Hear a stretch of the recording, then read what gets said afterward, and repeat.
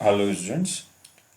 Last previous lectures के अंदर video lectures के अंदर हमने लर्निंग से रिलेटेड कुछ टर्मिनोलॉजी को डिस्कस किया था और टाइप्स ऑफ लर्निंग डिस्कस करी थी, that is supervised and unsupervised learning. इस लेक्चर के अंदर हम सुपरवाइज लर्निंग का एक टेक्निक का एक एल्गोरिथम जो है वो डिस्कस कर रहे हैं, that is decision tree classification.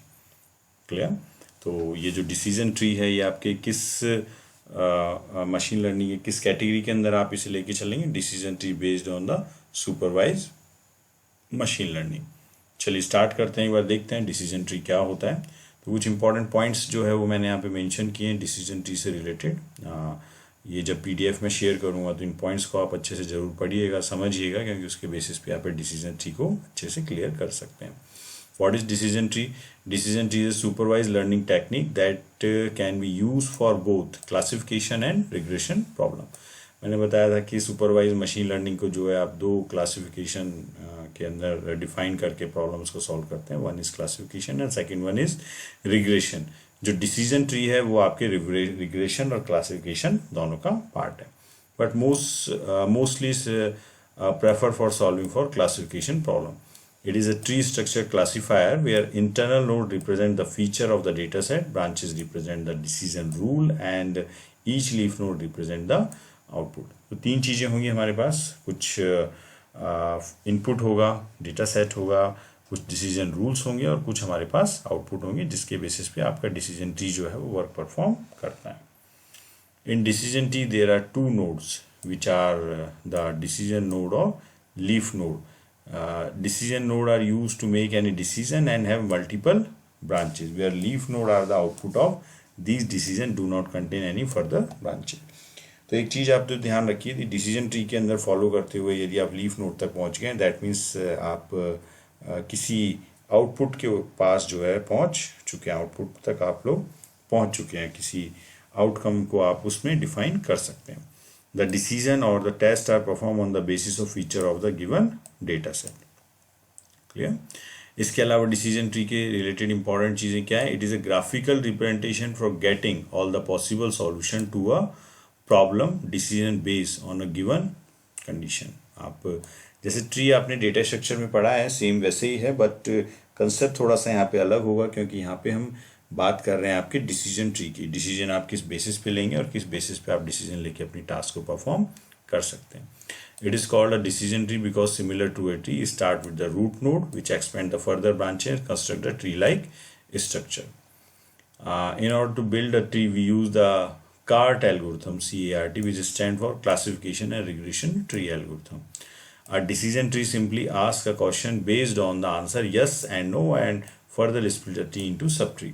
Generally जो हम प्रॉब्लम सॉल्व करते हैं, डिसीजन ट्री हम बनाएंगे तो वहाँ पे सिंपल हम यस और नो के बेसिस पे, मतलब कुछ क्वेश्चंस हम अराइज करें अपने आप में और यस और नो के बेसिस पे हम अपने जो क्वेश्चंस हैं उनको आंसर करते जाएं और इसके बेसिस पे हम ट्री को जो है वो बना सकते हैं. चलिए ठीक है, एक एग्जांपल इसके अंदर हम कंसिडर करते हैं. ये देखिए, इस फिगर को आप एक बार ध्यान से देखिए. इस फिगर में क्या कहा गया है? स्टार्टिंग नोड जहाँ से आपका डिसीजन स्टार्ट हो रहा है, that is root node, same जैसा डेटा स्ट्रक्चर में आपने डिस्कस किया है.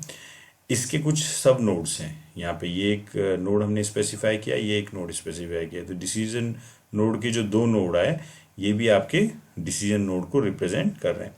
अब यहाँ से फर्दर यदि आप लीफ नोड तक जा रहे हैं तो इसे आप कह सकते हैं भाई ये एक सब ट्री है. क्लियर? जो सेकंड वाला डिसीजन नोड है उसका एक चाइल्ड आपका लीफ नोड हो सकता है, मतलब वहां से आपको आउटकम मिल सकता है, बट दूसरे जब नोड पे आप पहुंचेंगे तो वो अपने आप में खुद एक डिसीजन नोड को जो है वो प्रेजेंट कर सकता है. तो इस तरीके से ट्री लाइक स्ट्रक्चर में यदि आप आगे बढ़ रहे हैं अपने आउटकम को अचीव करने के लिए, तो ये जो ट्री लाइक स्ट्रक्चर है ये क्या कहलाएगा? आपका डिसीजन ट्री को जो है वो रिप्रेजेंट करता है. नेक्स्ट क्वेश्चन हमारे दिमाग में आना चाहिए, why use the decision tree.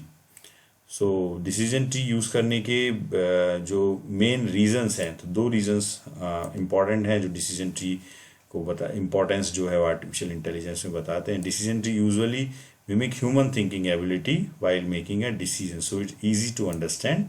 The logic behind the decision tree can easily understand because it shows a tree like structure. दो इम्पॉर्टेंट चीज़ें, ह्यूमन ब्रेन जिस तरीके से सोचता है, जिस तरीके से सॉल्यूशन को फाइंड आउट करने की कोशिश करता है, वो हमेशा एक ट्री लाइक स्ट्रक्चर होता है। हम रूट से चलते हैं, यस नो करते हैं, हम फर्दर ब्रांचेस के अंदर आगे की तरफ मूव ऑन करते हुए जाते हैं। इसके अलावा यदि लॉजिक कंस्ट्रक्शन हम देखें डिसीजन ट्री के अंदर, जो लॉजिक हम अंडरस्टूड करते हैं वो ट्री लाइक स्ट्रक्चर के अंदर प्रॉब्लम सॉल्विंग जो है वो आसान होती है, वो इजी होती है, इसलिए हम यहाँ पे डिसीजन ट्री जो है यूज में लेते हैं। तो ये दो इंपॉर्टेंट चीज़ें हैं आपके डिसीजन ट्री से रिलेटेड। डिसीजन ट्री की कुछ टर्मिनोलॉजीज हैं, ये टर्मिनोलॉजीज सेम वैसी हैं जैसी आपने डेटा स्ट्रक्चर में ट्री के अंदर पढ़ी है। रूट नोड, स्टार्टिंग नोड जो है जहाँ से आपका ट्री स्टार्ट होगा। लीफ नोड, यदि फर्दर आप फाइनल डिसीजन तक पहुँच गए, रिजल्ट तक पहुँच गए, आगे कोई चाइल्ड नहीं है तो आपका लीफ नोड वो कंसिडर होगा। Next splitting, splitting is the process of dividing the decision node, root node into sub node according to the given condition, that is called splitting. Branch subtree, a tree formed by splitting a tree. Pruning is the process of removing unwanted branches from the tree, जिनका decision tree से कोई concern नहीं है, जो अपना कोई भी decision making में रोल प्ले नहीं कर रही है, उसे आप हटा सकते हैं, और ये प्रोसेस जो है प्रूनिंग कहलाता है। Parent child node, the root node of the tree is called the parent node and the other node is called the child node. तो ये पेरेंट चाइल्ड रिलेशनशिप जो है वो आप यहाँ पे डिफाइन कर सकते हैं। चलिए अब देखते हैं ये जो आपका डिसीजन ट्री है, ये डिसीजन ट्री आपका वर्क परफॉर्म किस तरीके से करता है। तो इसकी डिसीजन ट्री की वर्क परफॉर्म करने के लिए कुछ सेट ऑफ स्टेप्स हैं, वो स्टेप्स आप एक बार देखते जाइए। Step 1, begin the tree with the root node and say capital S which contain the complete data set. Starting जो डिसीजन ट्री की होगी वो हमेशा कहाँ से होगी, आपके रूट नोड से होगी। Step number 2, find the best attribute in the data set using attribute selection measure. Best data set में आप ASM जो है वो find out करेंगे। Divide the S into subset that contains the possible value of the best attribute, that is step 3. Generate the decision tree which contain the best attribute. हमने यहाँ पे जो भी डिसीजन ट्री बनाया है, डिसीजन ट्री स्पेसिफाई किया है, उसके बेसिस पे हम बेस्ट एट्रीब्यूट जो है वो आइडेंटिफाई करते हैं। Last step number 5, recursively make new decision tree using the subset of the data set created in step 3. Continue this process until a stage is reached where you cannot further classify the node and call the final node as a leaf node. तो ये काम recursively आपका तब तक चलता रहेगा जब तक आप आपके जो फाइनल लीफ नोड तक आप नहीं पहुंच जाते। एक एग्जांपल, एक क्वेश्चन हम यहाँ पे कंसिडर करते हैं। Suppose there is a candidate who has a job offer and want to decide whether he should accept or not. So to solve this problem, the decision tree can play an important role. अब देखिए किसी candidate के पास यदि job offer है, आप लोगों के पास ही for example assume करिए कोई जॉब ऑफर आता है, तो कुछ आप सर्टेन कंडीशंस अप्लाई करते हैं, कुछ यस नो करते हैं, और फाइनली आप इस डिसीजन तक पहुंचते हैं कि आपको जॉब ऑफर लेना चाहिए या नहीं लेना चाहिए। तो कुछ इस तरह का ट्री यहाँ पे बन के आ रहा है। तो इसे एक बार देखते हैं। आपने सपोज करिए सैलरी जो भी एक्सपेक्ट की हुई है, फॉर एग्जांपल यहाँ पे लिखा है $50,000 to $80,000 पर एनम मुझे सैलरी मिलेगी तो ही मुझे जॉब करनी है। यदि नहीं मिल रही है तो आप मना कर देंगे, मिल रही है यस तो आगे बढ़ते हैं, देखेंगे कि जॉब प्लेस आपके घर के पास है या नहीं है। आप चाहते हैं कि जॉब प्लेस आपके घर के पास होना चाहिए ताकि आप अपनी फैमिली के पास रह सकें, लुक आफ्टर कर सकें। यदि नहीं है तो डिक्लाइन कर दीजिए। यस है तो फिर देखिए क्या आपको कैब फैसिलिटी प्रोवाइड करवा रहे हैं, क्या कहीं आपको जो कंपनी की तरफ से यदि फैसिलिटी प्रोवाइड नहीं करवाया जा रही है तो आप मना कर देंगे। यदि प्रोवाइड करवाई जा रही है तो एक्सेप्टेड। तो एक्सेप्टेड तक पहुंचने के लिए आपको 3 कंडीशन सेटिस्फाई करना जरूरी है। तो इस तरह का जो ट्री स्ट्रक्चर हमने बनाया है, ये ट्री स्ट्रक्चर क्या कहलाता है, आपका डिसीजन ट्री कहलाता है, जिसके थ्रू हम पर्टिकुलर अपने एक्सेप्टेड गोल नोड तक पहुंचते हैं। इसके अलावा कुछ एट्रीब्यूट सिलेक्शन मेजर्स हैं, कुछ पॉपुलर आपके जो सिलेक्शन मेजर जिसके बेसिस पे हम आइडेंटिफाई करते हैं कि आप लीफ नोड तक पहुंचे या नहीं पहुंचे। तो वो 2 हैं, एक है आपका इंफॉर्मेशन गेन और दूसरे आपका गिनी इंडेक्स। इनकी एक बार ब्रीफ इंट्रोडक्शन हम देख लेते हैं। इंफॉर्मेशन गेन और गिनी इंडेक्स से हमारा क्या मतलब है।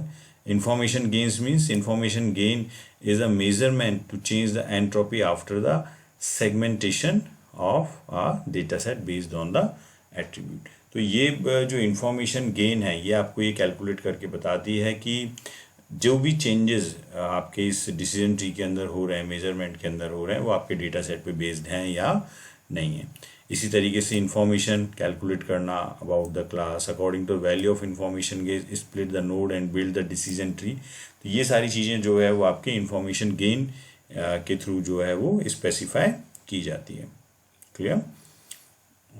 नेक्स्ट आता है आपका गिनी इंडेक्स। गिनी इंडेक्स क्या है? Gini index measure the impurity और purity use while creating a decision tree in the CART classification and regression tree algorithm. तो ये चीज़ प्योरिटी और इम्प्योरिटी जो आपके रिजल्ट्स के अंदर आ रही है उसे कैलकुलेट करने का काम किसका है? आपका गिनी इंडेक्स का है। इसका फॉर्मूला भी मैंने यहाँ पे बताया हुआ है, इस फॉर्मूले को आप लोग याद रखना। यदि कोई भी क्वेश्चन आपसे एग्जाम में पूछा जाता है रिलेटेड टू फार्मूला, तो आप एक गिनी इंडेक्स बता सकते हैं कि कैसे आप उसे कैलकुलेट करते हैं। बाकी जो इंपॉर्टेंट पॉइंट्स हैं जो मैंने क्लास में भी डिटेल में डिस्कस किए थे आप लोगों के साथ, इन यहाँ पे एक बार पढ़ के अच्छे से आप लोगों को मेमोराइज करना है। इसके बाद नेक्स्ट इंपॉर्टेंट पॉइंट आता है हमारे पास, दैट इज प्रूनिंग। प्रूनिंग से हमारा क्या मतलब है? यदि कोई अनवांटेड ब्रांचेज आपके डिसीजन ट्री के अंदर प्रेजेंट है, तो उस अनवांटेड ब्रांचेस को आपको ट्री में से हटाना है, निकालना है और एक प्योर ट्री जो है वो जनरेट करना है। तो pruning means getting an optimal decision tree. जो भी आप, यदि ब्रांचेज उसके अंदर से हट गई हैं तो ओबियसली ट्री आपका थोड़ा सा सिंप्लीफाई हो जाएगा। तो प्रूनिंग को आप कैसे डिफाइन कर सकते हैं? Pruning is the process of deleting unnecessary node from the tree in order to get the optimal decision tree. तो ये जो प्रोसेस है, ये प्रोसेस आपका प्रूनिंग वाला जो कहलाता है। यदि हम एडवांटेजेस पे जाएं तो डिसीजन ट्री के एडवांटेजेस, ये कुछ एडवांटेज मैंने यहाँ पे लिखे हुए हैं। ये एडवांटेज आपको डिसीजन ट्री के अंदर मिलेंगे। For example, simple to understand the follow the same process like human being. It can be very useful solving decision related problem, बहुत इजीली सॉल्व कर सकते हैं। Help to think about the possible outcome, less requirement of data cleaning as compare to other algorithm. तो ये कुछ benefits निकल के आते हैं यदि हम डिसीजन ट्रीज के थ्रू प्रॉब्लम सॉल्विंग के अंदर जाते हैं। कुछ डिसएडवांटेजेस हैं वो हम यहाँ पे बता सकते हैं कि भाई डिसएडवांटेजेस आपको क्या मिलेगी? The decision tree contain lots of layer which make it complex. It may have an overfitting issue which can be resolve using the random forest algorithm. हम इस काम को कर सकते हैं। For more class level the computational complexity of the decision tree can be increase. तो ये कुछ डिसएडवांटेज निकल के आएंगे, जो डिसएडवांटेज हम डिसीजन ट्री के बारे में यहाँ पे डिस्कस कर सकते हैं। तो इस तरीके से जो फाइनल कंक्लूजन है डिसीजन ट्री का यही है कि डिसीजन ट्री हमारे लिए हेल्पफुल क्यों है? क्योंकि हमारा ह्यूमन ब्रेन जो है वो डिसीजन ट्री की फॉर्म के अंदर ही आपके रिजल्ट्स को जो है एनालाइज करके थिंक करता है। तो ये डिसीजन ट्री के जो एडवांटेजेस हैं, जो ह्यूमन स्ट्रक्चर है, वो आपका डिसीजन ट्री पे बेस्ड है and that is a part of supervise machine learning. ठीक है, चलिए इसके आगे के जो टॉपिक्स हैं वो हम अपकमिंग वीडियो लेक्चर्स के अंदर डिस्कस करते हैं। अभी के लिए वीडियो मैं यहीं पे कंप्लीट कर रहा हूँ। आगे फर्दर टॉपिक्स हम फर्दर वीडियोस के अंदर देखते हैं। Thank you all of you.